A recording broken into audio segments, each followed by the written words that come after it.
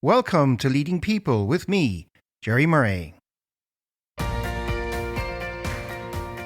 This is the podcast for leaders and HR decision makers who want to bring out the best in themselves and others.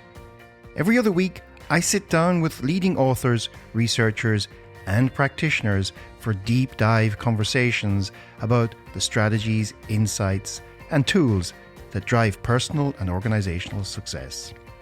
And in between, I bring you one simple thing, short episodes that deliver practical insights and tips for immediate use. Whether you're here for useful tools or thought-provoking ideas, Leading People is your guide to better leadership. What happens when your body tells a different story than your words? How can your posture, breath, voice, and gestures build or break your presence as a leader? And what can we all learn from the stage that helps us show up more powerfully in meetings, presentations, or even difficult conversations? In this episode, we're joined by Kate Walker-Miles, an experienced actor, senior trainer, and client director at RADA Business, the corporate arm of the Royal Academy of Dramatic Art. Kate works with senior leaders, high-potential managers, and teams to help them communicate with greater impact by tapping into the full expressive range of their bodies and voices. She shares practical insights into how your body language and vocal tone affect how others perceive your authority, why grounding and breathing are essential tools for confidence and clarity, what actors know about presence that every leader should master, and how to recover when nerves or tension hijack your performance. To give you an experience of these insights, Kate will take you through an interactive exercise. So if you're driving, riding your bicycle, or operating machinery, whilst listening to this episode, you might want to pull over or stop. This is a conversation packed with powerful reminders that your body is not a passenger in your leadership, it's a co-pilot. Kate Walker-Miles, welcome to Leading People. Thank you, Jerry. I've got to say, I'm having a fangirl moment here because I am a massive podcast fan and I have been massively enjoying yours. So the pleasure is entirely mine. Okay, the check is in the post, okay? As they say. Anyway, Kate, so it's great to have you here. Speaking of podcasts, I first heard you on the Boss Class podcast with Andrew Palmer, who has been a previous guest on this podcast. And I just thought, Andrew was gracious enough to kind of almost just make, he set himself up a bit to go through this process, and he's so self-deprecating at times, this witty humor. And at the same time, it occurred to me that how he was interacting with the tools and techniques you were explaining to him and putting him through his drills, a lot of people perhaps could identify with that. And therefore, I thought, this could be a great topic, and it's a topic I've explored myself. So let's start with, you trained as an actor, and now you're working a lot of the time with businesses to unlock the potential of individuals, teams, and organizations. But what was the journey that brought you from stage and screen to boardrooms and leadership coaching? I've always been fascinated by people, right? So when I was a kid, I was so torn as a child. Was I going to go down the academic route and become a psychologist, or was I going to become an actor? Because I loved trying to figure out what made people tick and then inhabiting them, being them. Plus being in the spotlight, I have to say, I always found quite attractive. And around the age of 18, I really didn't know which direction I was going to go in. And where I was from, I didn't know any actors. I didn't know anybody in that kind of profession at all. So I ended up going down the academic route. Found myself, luckily for me, but unluckily for me, doing experimental psychology at Oxford. And what I actually was doing was training to be a research psychologist. And that sort of dimmed my light a little bit, because really that was about analysing data, not as much about understanding people and what makes people tick. Carried on that route, trying to become a clinical psychologist, worked with homeless people and people with challenging behaviour and learning difficulties. But really, the light had gone out for that world. And at this point, my head was turned by telly. And I ended up going and becoming a producer in a company called Planet 24, which was a company staffed by quite young people, making shows like The Big Breakfast, The Word, if you remember those sorts of shows. And I was at a very young age leading big teams, producing very creative and innovative content with quite small budgets. So you can imagine no training in leadership, big pressure, a lot of fear, but a lot of playfulness. So I learned a lot there about behaviour, my own and others, what to do and perhaps as strongly what not to do. They sent me to LA, lovely. I did lots of red carpet stuff, lots of, the big award shows, lots of movie junkets, fascinating behaviours that I saw there. But on the side, I did acting classes, didn't tell anybody. It was always been running through me throughout that I wanted to become an actor. And I went off to RADA at the age of 30, taking a huge gamble. People thought I was absolutely, completely and utterly conkers to do such a thing. But it was the best thing I ever did because I learned so much there about behaviour. Acting it's entirely about taking a microscope to human behaviour and taking a microscope to your own behaviour and creating massive awareness about the impact you're having on people.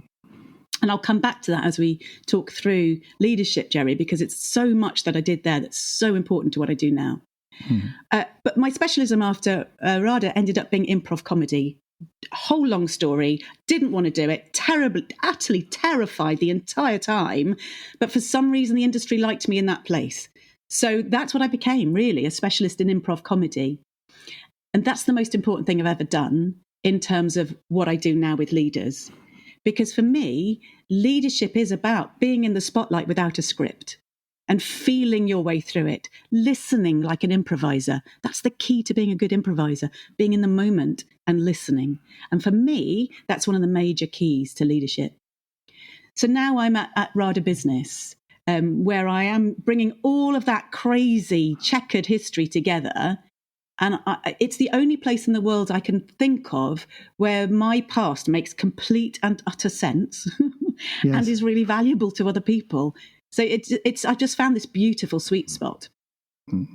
And just for our listeners who may not know who RADA is, It's not a person, right? So it's an organization, and we may need to make a distinction between RADA, the academic part, and RADA business. Maybe you could do a quick précis of who RADA is and the two parts and how they're different from each other. Absolutely. Well, so RADA is the Royal Academy of Dramatic Art. And I'm actually sitting in one of their buildings now in their sound studio. It was established 120 years ago to train professionals for the acting profession.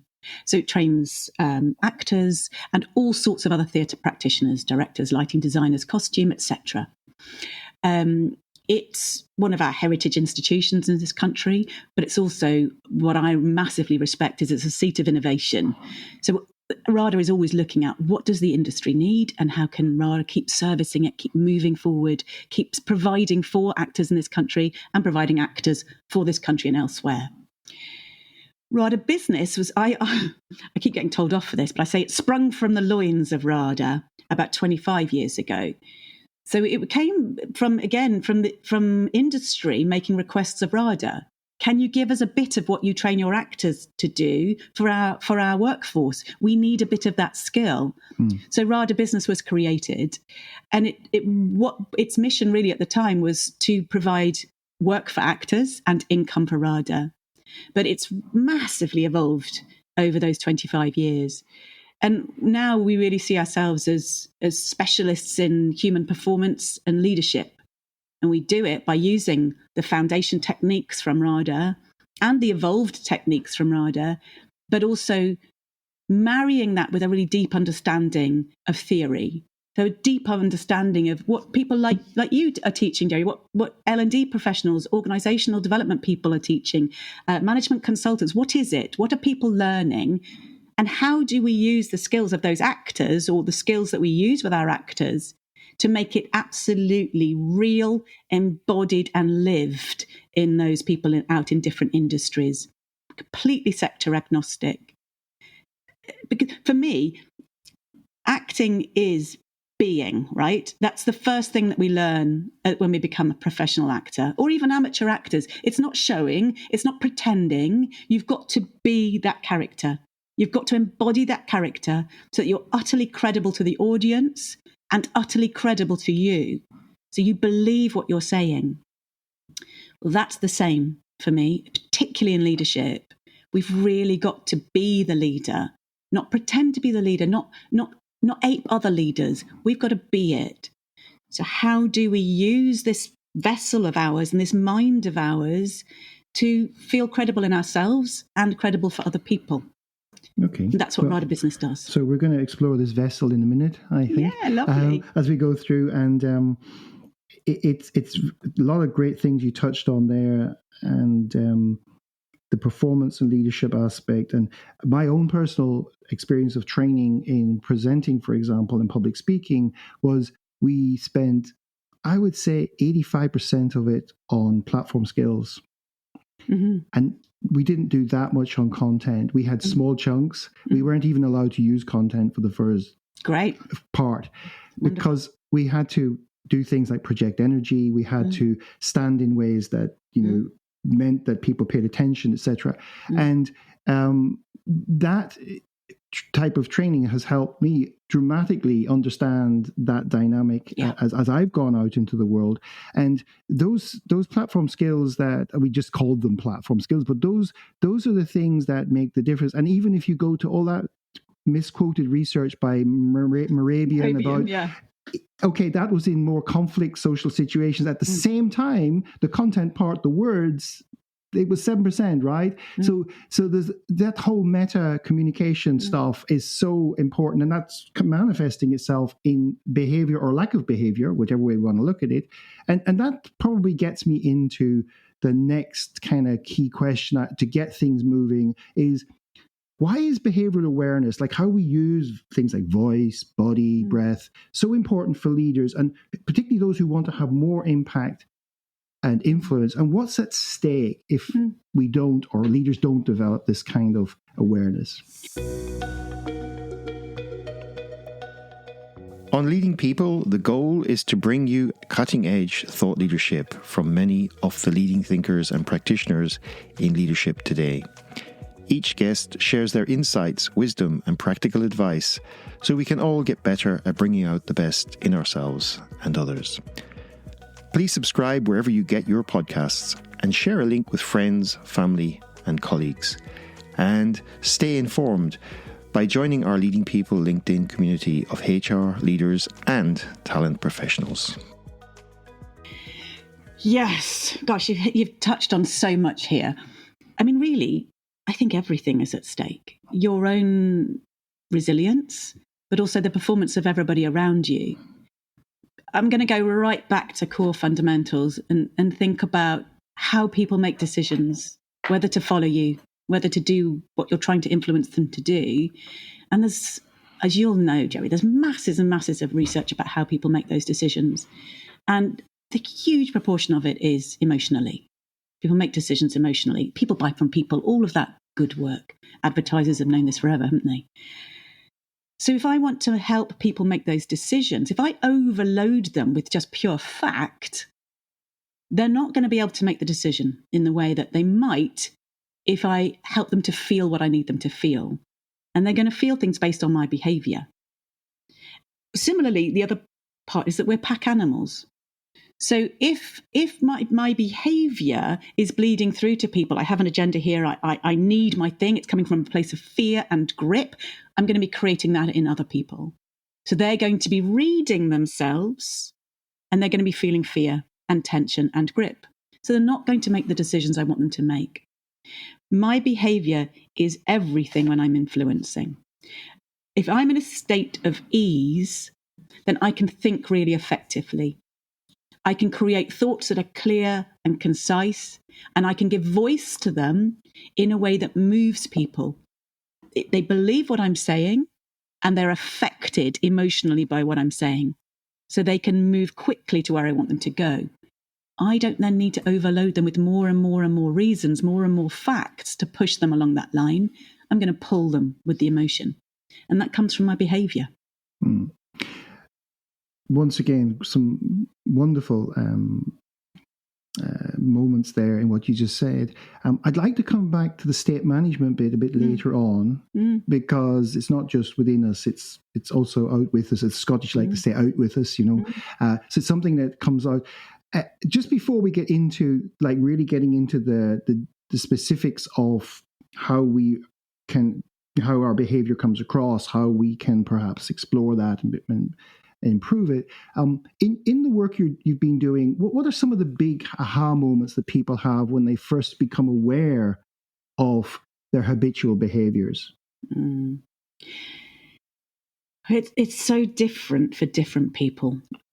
So there's going to be a key to unlock each individual, but there are loads of commonalities. So there are some common themes that we see all the time. The main one for me is that, and I'm going to nick from Amy Cuddy and probably paraphrase her a little bit, so you'll forgive me, won't you, Jerry? But that the body affects the mind, and the mind affects behaviour affects outcome. So if we're going to think about outcomes, we need to start with the body. It's amazing how much people sort of nod, yep, get that, on day one of a program, for instance. And by day two, you'll suddenly hear them say things like, oh, so what I do with my body is really important. And you think, yes, that's the whole of yesterday that we were doing. So yeah, getting in this sense of, if I can, as you've talked about, manage my state, then I can think clearly and I can affect people clearly. That's one of the huge parts, getting into a state of release. For loads and loads of people, if they can simply get the concept of how I use space and how I use time. So physical space and giving space to others. Physical space in my body, as we've just talked about. But the other one is the pause. I like this expression. I think comes from Peter Hall, the theatre director. Powerful people leave space around their thoughts. And what he was talking about there was, if you're playing the King or Queen of England, you're going to enter the room and you're going to take your time before you speak. And you're going to leave loads of time after you speak for all your courtiers to get the huge value and weight of your words. Well, all of us can nick a bit of that. Right? If we want people to process what we're saying and have that opportunity to have an emotional response to it, we need to leave them some time. We also need to leave ourselves some time to plan what we're going to say next. And it gives such weight to what we say and such an opportunity for connection with other people. So I think for me, the two aha moments, I'm going to nick two, if you don't mind, Jerry, is space and time. And for those who listen to that, you might want to rewind, because there was a great example of how to do that in that delivery, wasn't there? In pausing and... Thank you. It took me a long time, I've got to be honest. Having worked in telly, under that pressure that I was talking about, when I arrived at RADA, I noticed I was very different. I was 30 and that a lot of people were much, much younger, but I noticed I was very different to the rest of people. And I noticed that a lot of people were looking at me like they couldn't quite work out what I was. So I sort of got this look, I'm sort of pulling a face and cocking my head here. Like, what are you? And I realise now, Jerry, it's because I spoke like this. Oh, hello, everybody. My name's Kate, and I used to work in television, and I made these big TV shows, and it was really, it was so intense, and it was. So I spoke incredibly quickly, with no space around my thoughts at all. And what happened for me as the speaker was that I just saw confused faces, disengaged faces around me. And I just simply learned at RADA very quickly, slow down, leave space.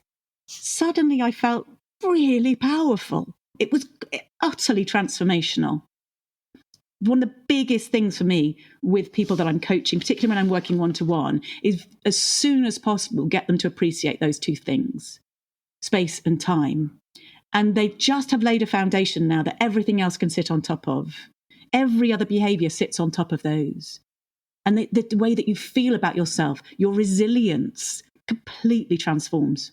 I really encourage anybody listening to practice it today. Just practice.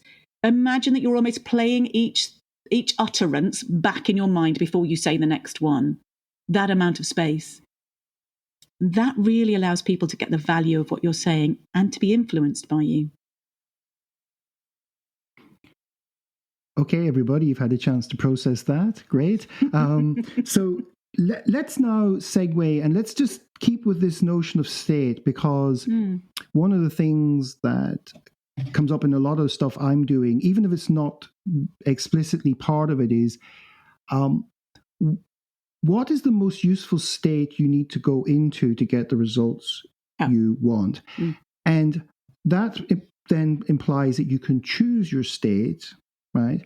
And you can only choose the state when you know what that state is, right? So we have to know what it is. We have to know when we're in a resourceful state and when we're in a less resourceful state, and we have to be able to get back into resourceful state or the appropriate state for what we're trying to do. Like, I mean, you don't want to be in a very placid state if you're trying to get people out of a burning building, right?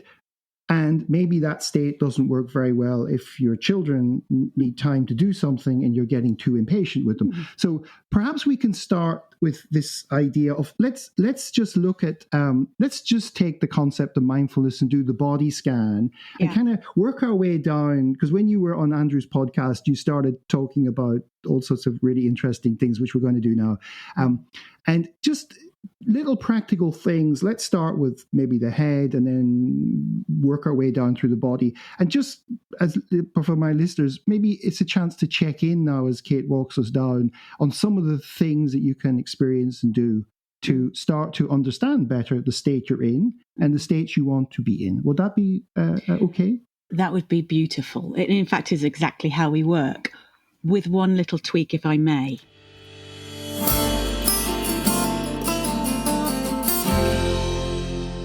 You're listening to Leading People with me, Jerry Murray.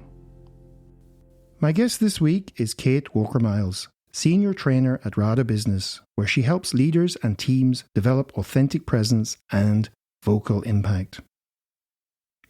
Coming up, Kate explains why your feet might be the most important part of your body when it comes to executive presence, and how to use your breath, voice, and gestures to land your message with impact. If you're driving, riding your bicycle, or operating machinery whilst listening to this episode, you might want to pull over or stop now. We start with the feet. So we start at the ground brilliant. And work up. Yeah, because being grounded does extraordinary things, as you'll know, Jerry, to your nervous system. And we're looking at now the marrying of our physicality, our external physicality and our nervous system. So we start by thinking as performers, we need to be in the moment. We need to be present in the here and now. And if this body is tight and held and gripped, my brain is in fear mode. I'm in my sympathetic nervous system. So I'm in fight, flight, freeze, or the potential to flip there quite easily. As you talked about, sometimes that's useful. If there's a fire in the building and I want everybody out, I want that massive burst of power and adrenaline to go, right, everybody, let's go. Control, let's go.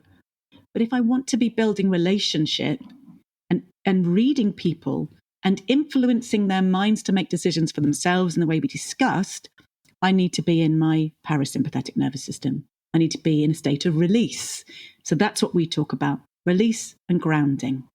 By grounding, we are accessing the parasympathetic nervous system. So it starts with the feet. So let's do it. Is that all right? What we talk about is having in the soles of our feet a 3-pin plug. It's like a British, electrical plug that you plug into the wall. You've got one underneath your big toe. Have a little feel of that. I've got my shoes off actually here. We work a lot with, you'll have noticed Andrew, I made him take his shoes off. He was very perturbed by that, but he was very compliant. Okay, so, I'm just getting my slippers off. Yeah, take your slippers off. Everybody kick your shoes off, kick your slippers off. Give your feet a bit of a playtime. So I want to notice that big bony spur underneath your big toe. And I want you to think about that making contact with the ground, whether you're seated or standing. And then the bony spur underneath your little toe. Think about that pressing into the ground. And then in your heel, the massive bony spur of the heel is designed to take our weight. Can we think about plugging that into the ground? What we've got now is a nice triangle shape between those 3 points. So we want to think about the weight being distributed evenly between those 3 points, dropping into the center of our feet. So take a moment and in the mindfulness way, put your mind into your soles of your feet and let your weight drop as your feet spread across the floor. Even if you're seated, you can still do this. To achieve it well, if you're seated, it's not going to be very helpful to be sitting with your weight falling into the back of your chair. So you might want to bring yourself forward so you're sitting in the front third of your chair. And the spiky bits of your bottom, we call those the sits bones, you can see why, bottom of your pelvis, are pressing into the chair as well. So we've got that nice connection now between the feet and the earth. And we've got a sense through the soles of our feet that the earth has got us. It's taking our weight and we can start to release. I'd like you to scan up. Can you let go of your calf muscles? The tension there is no longer necessary, especially if we unlock the knees. If you're standing, just take the knees off lock. Really vital that we think about release. And the knees are terrors for gripping and sending tension up the body, which translates all the way up to the brain, and we don't need it. Let it go. We can stabilize through our core rather than our skeleton, rather than gripping in the knees. Now, I'm actually going to Jerry, if I may, I am now going to take you to your head, and we'll meet up in the middle in a moment. I'd like you to imagine that from the crown of your head, where your spine would end if it came through your skull, there is a golden thread attached. This is from Alexander technique. And that golden thread is long, strong, it will never break, and it's attached at the other end to infinity. Those are Alexander's words, not mine. So that is lifting you. Now, it's not from the front of your head. So, Jerry, I think you could bring your chin down just a millimetre, or there you go. It's from your crown. So notice the difference in me. For Jerry, this is, if I take it here, my chin comes up. If I allow it to be attached to my crown, the whole of my spine will lengthen. We want to be creating space in our body so the body can be used in the way it was designed to be used, free of tension. And those are the principles of Alexander technique, and those are the principles and techniques we've been using with our actors for generations. So you're lengthening up through the spine. At the same time, your weight is dropping either into your feet if you're standing, or into your pelvis in the chair, and into your feet.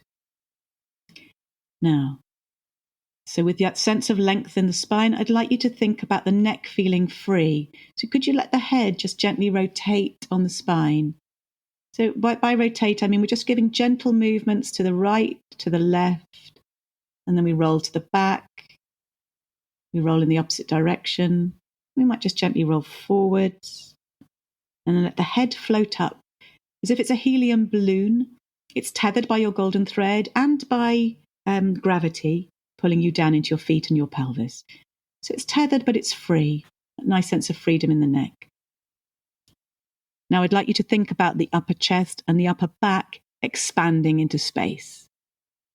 The way Alexander says it is that the outer edges of your upper arms are moving away from each other. I just think release and expand across the body laterally. Now imagine you've got tiny little airbags under each armpit, but just not allowing your arms to clamp down. So your arms, you might want to lift one arm and drop it, but just floating by your sides in a state of release.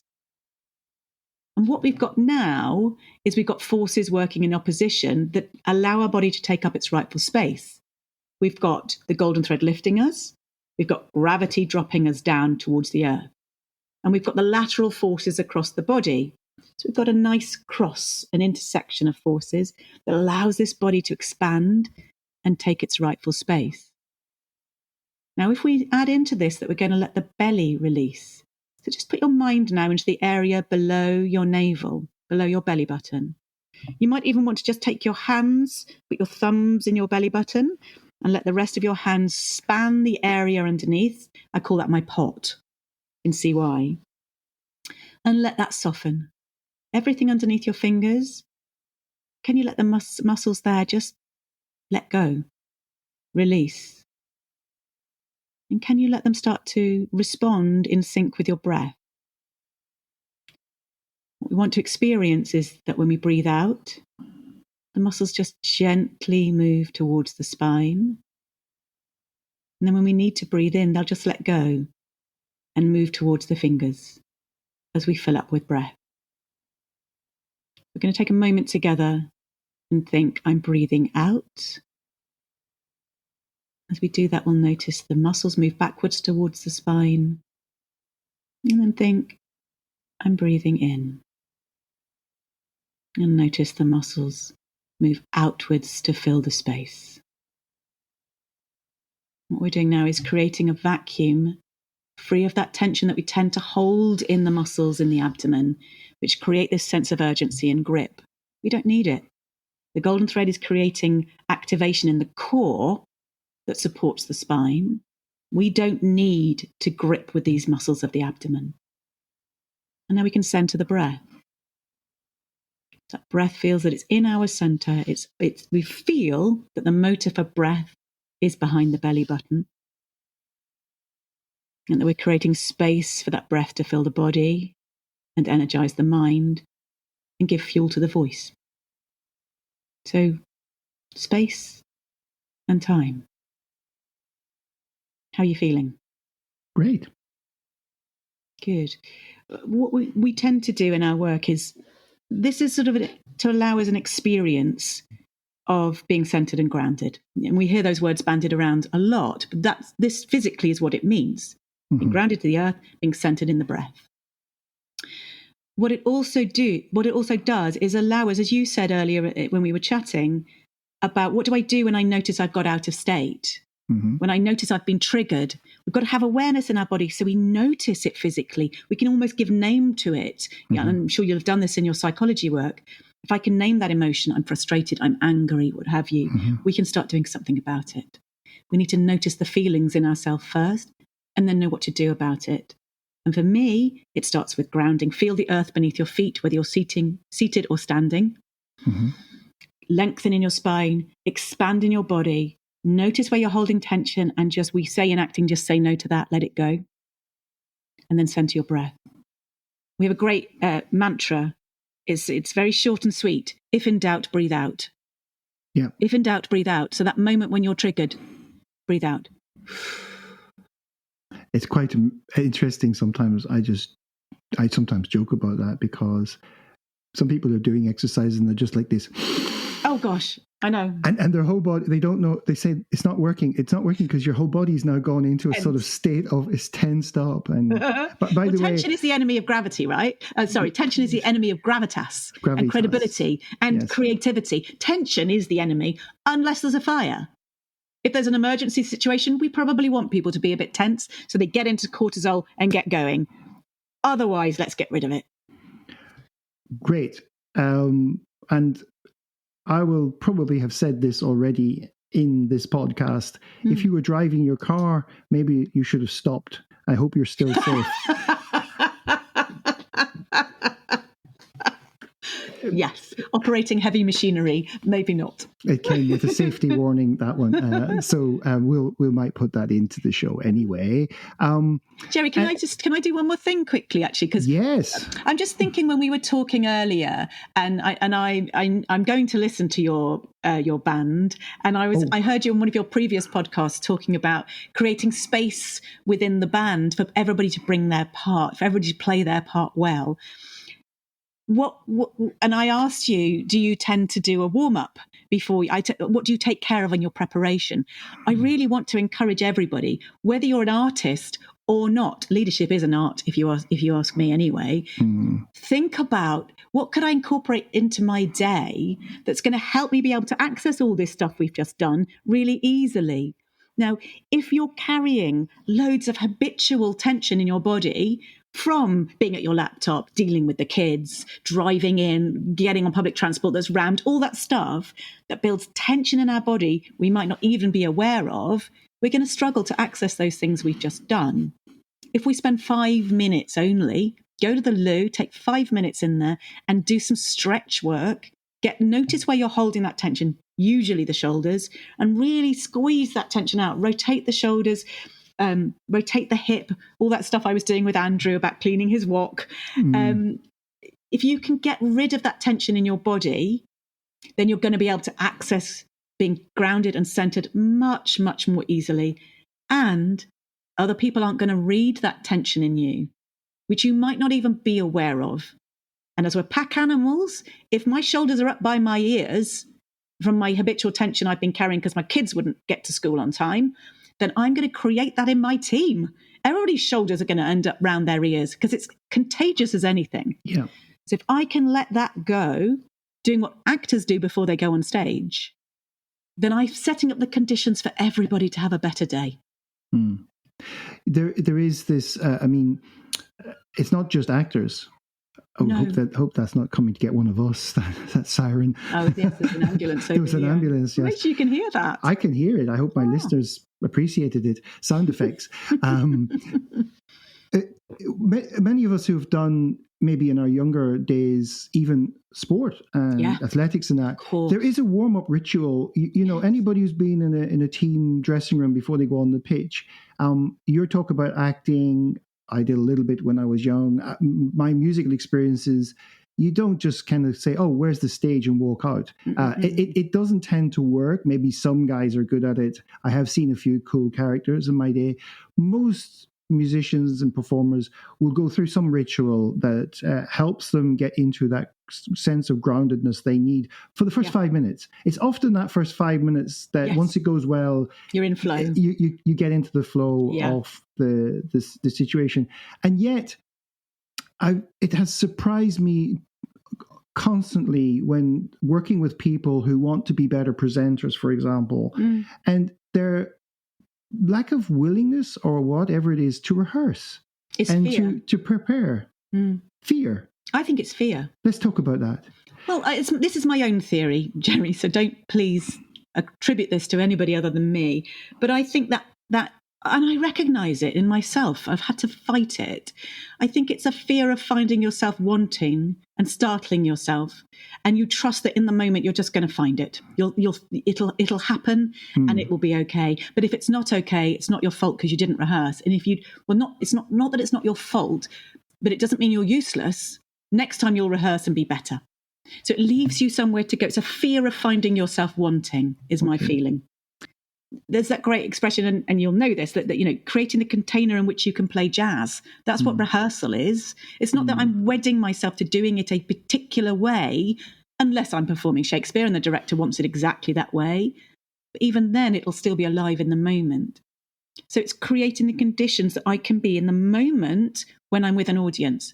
That audience might be somebody I'm presenting to, but it might be my team that I'm leading them through a difficult piece of change material, whatever it might be. I really need them to be on board. If I've plotted it through in my mind, I can be in the moment with them as I work through it, not scrabbling either for the script or the next thought. And the rehearsal, it strikes me, is the easiest form of feedback. Go on. I mean, if you unless you're really good at beating yourself up, I mean, you're less exposed if you rehearse it and it goes wrong. Oh yeah. Than you are if you're in front of the room, and then then you're feeling the heat. You know, the contagion works all different ways. You're feeling the heat of being in the moment and saying, "Oh my God, I wish I'd prepared better." Yeah. That apart from anything else, that thought pattern isn't going to help you stay present. Completely. And you're going to break connection because people are going to go, where did he or she go? They went somewhere. So there's a tremendous value in doing that. We had an important presentation recently to a client, and we had to work with a team, and we had to present stuff that people knew about on our side, and I insisted that we rehearsed it. And we did rehearse it, and it was clunky as hell the first time. And the second time it got better, and by the third time we had flow, and that's what we wanted. And in the moment it was slightly different, and at the same time, looking back, I thought it was so valuable to us to have done that. I mean, why wouldn't you do that if you can do it? Sometimes you can't, and you've got to go out there and find it in the moment. But as you've just described, it risks being clunky as hell, and the psychological pressure that you're under to do that. If you have the opportunity to carve those neural pathways in rehearsal, they have an opportunity to become, move towards being that sort of neural superhighway where things just feel easy. Yeah. It blows my mind, the difficulty we have getting people to rehearse. My feeling as well, and I don't know if you agree with this, but I think it's partly how we've been trained through our schooling and university systems. I think it's changing now, particularly in universities. But focus on the what and not the how, the focus on the content. And I think people don't want to rehearse because they want to keep working on the content, refining the slides, refining the script, forgetting that's not what people are going to respond to. People are going to respond to you, how you show up, how you are. Do they trust you? Do they, in those first moments when you walk on, do they feel this is somebody I believe and want to listen to? And if you're all bound up in tension because you're trying to work out what you're going to say first, or remember what you planned a few weeks ago, a few days ago, they're just going to read. It's all going to leak out your body. All that grip and tension.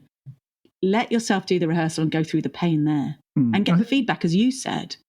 I think that's actually probably as good a way to articulate it as any.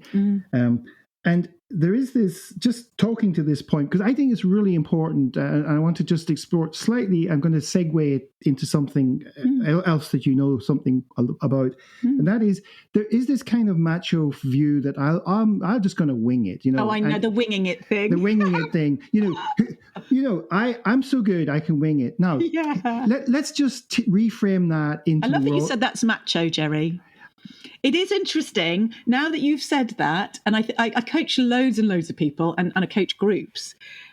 I've got to be honest, I think you're right. I do hear it more from men than women. Oh, I just wing it. And I just say, why?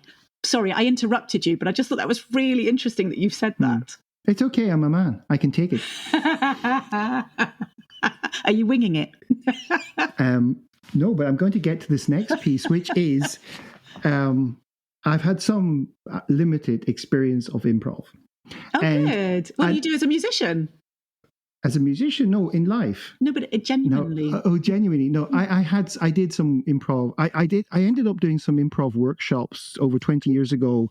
I went to an event, a kind of people-centered event up in Finland, and this thing looked kind of cool. It was a Danish organization, and we did all these wonderful improv, from yes and to giving gifts to all that stuff. And I came away completely like, I thought, I got exposed to so many things, but that was the most meaningful thing for me. It was like so fantastic. And then I went off and I've done some stuff even with my kids who are now in their 20s when they were teenagers. And I think they thought I was mad, but they keep coming up to me saying, that was really brilliant. I still remember that weekend we did. And they ended up on the stage at a part of the thing, which was kind of like, oh my God, like young teenagers going, what am I doing here? And yet they said it was one of the most beautiful things they did. And they always remember that. And at the same time, and I know some of the people near me here who work a lot with the improv, an improviser makes it look easy. And there's a lot of work goes in to being good at improv, right? So let's maybe segue from winging it into how to be a great improviser rather than a winger. Could we make that distinction and work with it? Or is that stretched too far? Repeat the question. How to be a great improviser rather than a winger? A winger, yes. Because the improviser is not making it up totally. Yes, we know the response. We know taking it's like a jazz musician who is given they interact, and they covered this off in Boss Class as well in one of the episodes. They're building it on a very solid foundation, all this improv. Like they know their key signatures, they know their chord progressions. It's just that they're now taking it. So maybe you can share some things that come from that world that the people listening to this now might say, that's a really interesting thing. I've heard about that. Maybe we explain a few techniques that people can use. Because when you're in a team dynamic, let's talk about it in the team dynamics way. When people are interacting with each other and you want people to listen to each other, you want people to build or become innovative, there are lots of great things that come out of the world of improv that enable people to establish those connections and flow that they need to be open to exploration. That's probably where I'm going with this. You can maybe take it where you want, but whatever. No, just so much delicious stuff in there that I couldn't agree with more. And I can see that you really do get improvisation. You've used loads of words that are really important to me. You've used the about listening, about yes and. We've also covered before about being present. And those are the three most important tenets of being a good improviser. let's make the distinction first about winging it and then improvisation, and then let's move into what makes a great improviser, if that's all right. So for me, the difference between winging it and improvising is if you're winging it, you're in your bubble. You're under pressure. And so you're going to be very focused in. We use a phrase about turning your camera out. So not being on selfie view, like a little, you imagine you've got a little iPhone camera in your head and it can focus in on you or it can focus out on the world. If you're winging it, my feeling is that you haven't done your work. So you're slightly in fear mode. And not for everybody. Some people love this feeling of winging it, but they're in that adrenalized mode and the camera is in on themselves. So how am I doing? How am I coming across? What am I going to say next? For me, improvisation is your camera is out. You're in curiosity and listening. So you're working to be interested, not interesting, which I think you're trying to do when you're winging it. And you're trying to get through your material, make it fun or make it interesting and get out. When you're improvising, you are so attuned, so very present, very in the moment, and all your senses are tingling. They're alive to what's going on outside of you, slightly what's going on inside me too. I've got to be aware of myself and my state, got to keep my state calm so that I can stay focused out. As soon as we get tense and scared, which is what happens to lots of people when they don't have a script, because we think through school, we're supposed to know what to say in advance. But if we're fearful, our senses start to diminish and that camera starts to swing in. So we want to ground ourselves and center ourselves first as improvisers so that we can now start to put the cameras out and start to turn on our senses and our listening. There's a phrase, listen like an improviser. It was the most important thing I ever learned as an improviser. It takes all the pressure off me. I don't need to be clever. I don't need to be interesting. I just need to listen really, really well, and it's all there. And audiences love it when they experience you bouncing off what's coming to you. It makes you feel very alive and alive to the moment, real, a human being in front of them. The other thing you talked about was yes and. So I'm sure it's very obvious, but just in case, we can go into, if I want to prove my expertise and somebody brings me an idea, somebody from my team says, why don't we, I use the example of a party. Why don't we have a party on the big roundabout in the centre of town? Let's close the street and all that. What we can often do is go into yes, but, as you'll know, Jerry. Oh, yes, but it shows my expertise, doesn't it? Yes, but we've done that before. Or yes, but you'll have to close the road. Yes, but have you thought about the budget, etc. Now, that keeps me safe because no matter what happens, if it's a success, I was, yes, but give it a try. I'm safe. I'm a success. If it's a failure, I'm safe because I said, oh, there might be a problem. It's not putting myself out there and collaborating. If instead I flip to yes and, I might say, yes, and let's also have a helicopter. Well, that might go completely out of control, but we might end up with some really creative ideas. In my improv world, that's great. In the business world, sometimes can be a little bit stretching on the budget and the health and safety. What I want to encourage people to think of at work is a yes and attitude. So I might say to this person, who I want to feel safe and included, and I want to give them the space to bring their contribution, like you talked about, so they can really show up. I don't need to have all the answers. I want to encourage them to bring their best, but this isn't the right idea. I might say, I'm going to say no to the roundabout for these reasons, blah, blah, blah. And I want to know what was behind the idea. So what made you think about the roundabout? Now, I'm respecting that they've got a different life history and a different brain to me. And the key to what we need to do to come up with the solution that we want might be right here in the air between us two people or this team together. So I'm taking a yes and attitude. Yes, what is it behind that? And they might say, well, it's iconic, the roundabout. And I'll go, great. We're an iconic brand. Let's use an iconic location. Come on, everybody. Let's build on this. I like this iconic idea. What else is iconic? So I'm taking a yes and attitude without actually affirming the particular idea. I'm affirming the individual, and I'm affirming an offer that they've made. And in the world of improv, it's all about offers, curiosity and offers. Yeah. I make an offer, I make it with gusto, I commit to it, but I'm very flexible if my offer doesn't work. And it's also a very elegant way to disagree without necessarily pushing back in somebody's face, because we can say, yes, and there could be another way of looking at that, for example. And yes, and have you considered this or that, without pushing pushing it back into your face and saying, it reminds me of this notion of advocacy and inquiry. So I can advocate for what I want. Yes. And if I'm not curious enough to receive the other person's response and understand the response, yes, but is going to shut that off very quickly. And anybody listening to this, it's not easy to incorporate yes and into your world. It takes a lot of practice. And after a while, you start to get natural at it. And you know what happens is you notice your buts. And sometimes I find myself saying, butt, everybody. And I'm using my butt, sorry for the analogy, I'm using my butt deliberately in this context, because you start to choose butt when you think it's effective.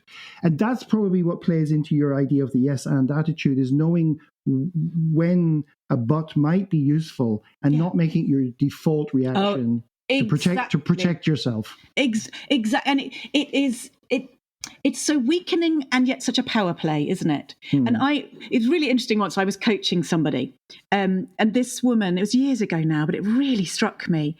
And it really struck me, Jerry, not but.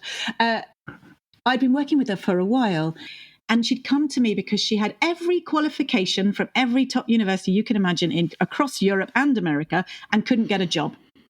She'd get to the interview stage, she'd get a couple of interviews in, she never got the job. And I was noticing in myself, as coaches and leaders, we need to really notice our responses and really try to work out what is behind that response. What's the belief, the story? And then suddenly it just dropped into my head. Everything I said was received with yes, but.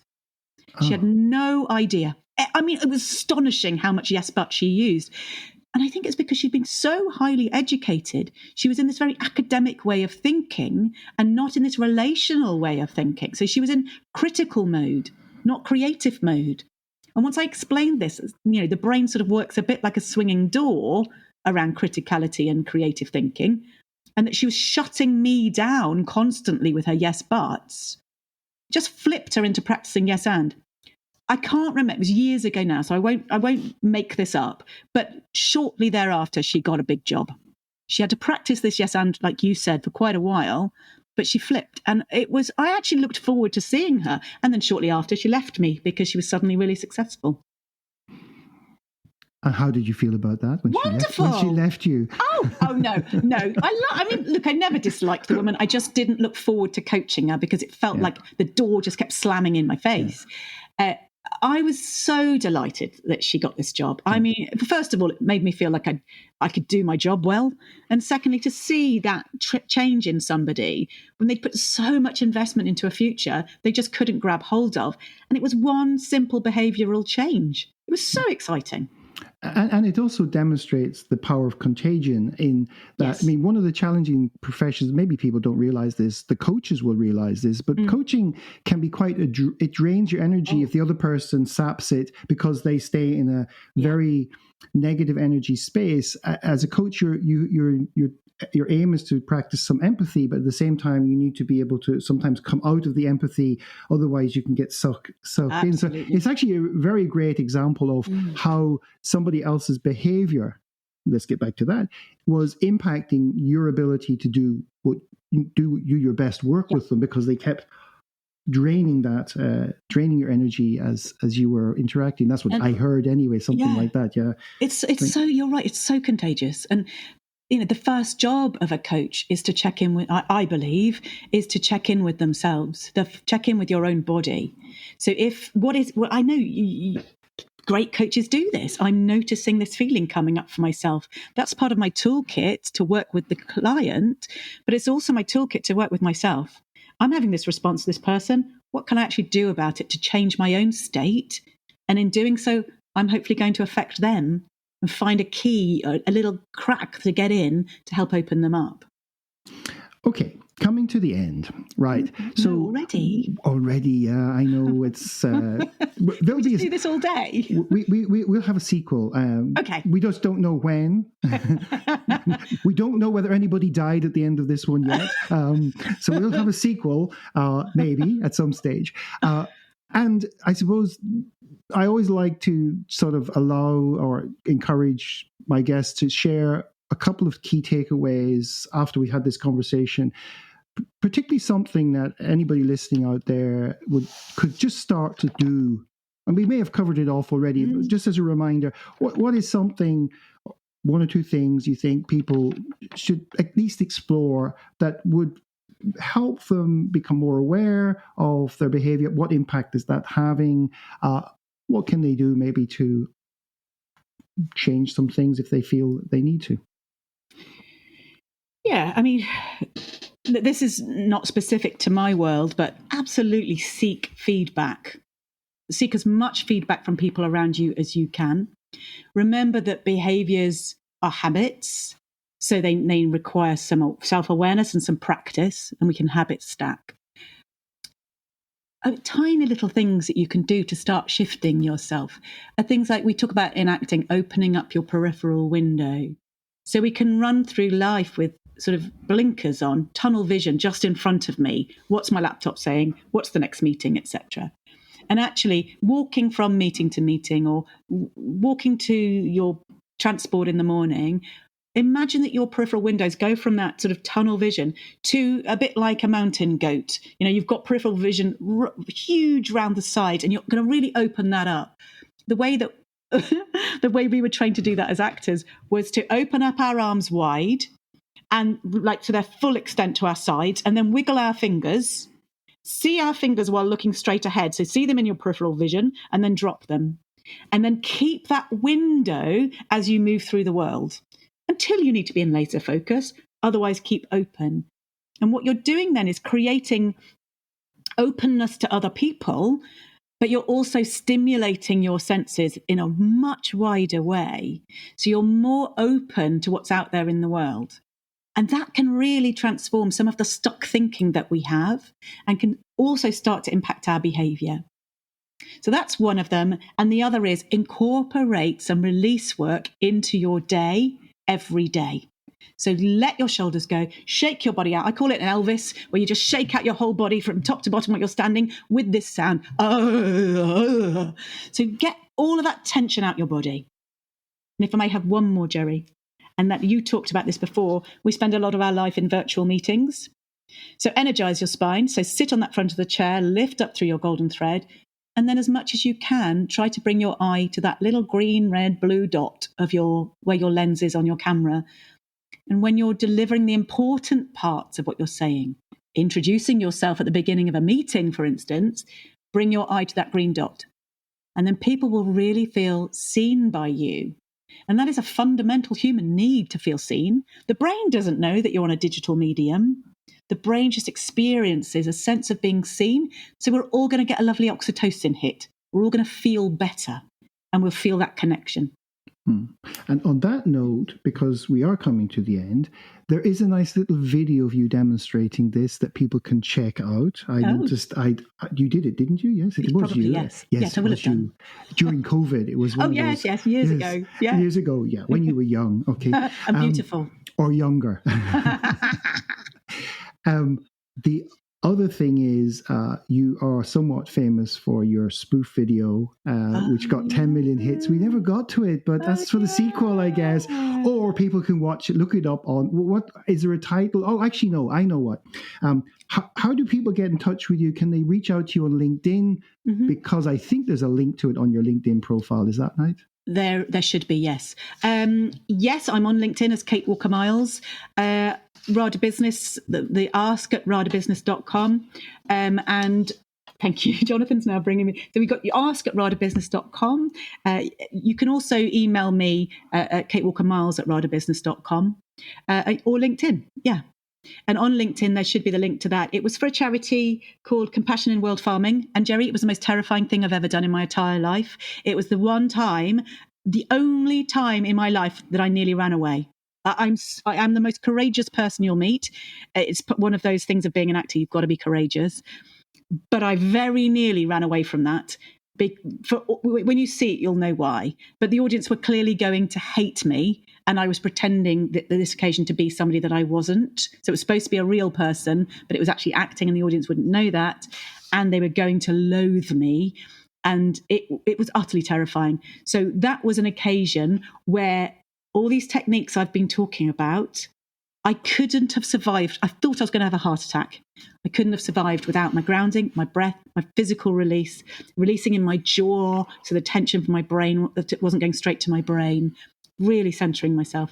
Okay, and I'm going to play this back now. So anybody out there thinking I'm always terrified when I have to do some of these things, and I'm going to put a link to it in the show notes. Thanks. So people can watch how beautifully elegant and articulate a terrified person with the right appropriate training in front of an audience that was vehement at one stage, becoming somewhat hostile at certain points. A little bit, yes.